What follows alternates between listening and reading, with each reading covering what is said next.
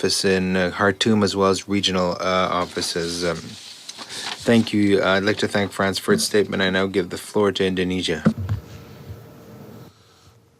Thank you very much, Mr. President. Let me begin by, like others, thanking the briefers for their comprehensive briefing.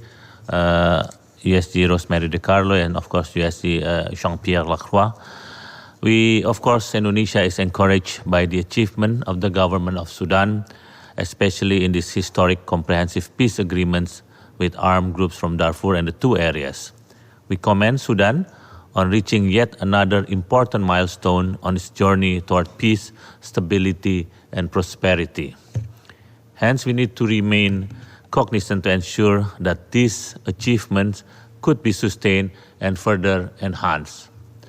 In this regard, I would like to underline three important points. The first one is intensifying intercommunal dialogue. The intercommunal tension in east, west, and south of the country need to be addressed effectively. Indonesia firmly believes in the virtue of sustained and open dialogue toward a lasting reconciliation. We call for the government of Sudan, in coordination with the UNAMID, to intensify dialogue and community engagement in response to the clashes.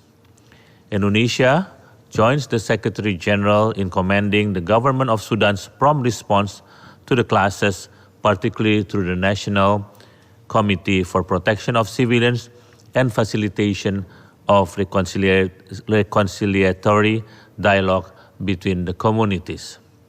Second, enhancing humanitarian assistance.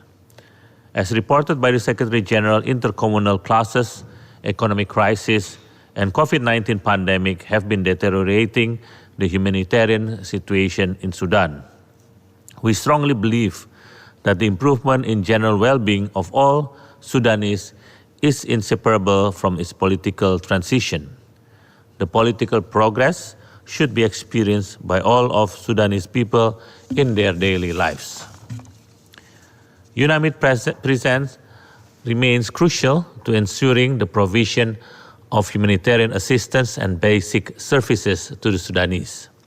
We call on the UNAMID to enhance its cooperation with the government to ensure delivery of humanitarian and medical assistance, including for bolstering Sudan's effort to deal with COVID-19 pandemic. The third point is ensuring a smooth transition to UNITAMS. Indonesia welcomes the establishment of the Executive Committee for Coordination with the UNITAMS.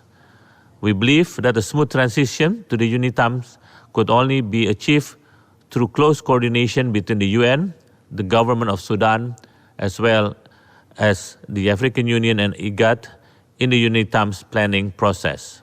Indonesia emphasized close cooperation and collaboration between all relevant parties in the UNITAM planning process, especially on the transfer of assets. As an inseparable part of Sudan's transition, the success of UNITAMS should be the priority of all parties. Mr. President, let me conclude by reiterating once again Indonesia's deep commitment to supporting Sudan in this new chapter of its journey toward an everlasting peace, security, and prosperity. Je vous remercie, Mr. President. Thank you.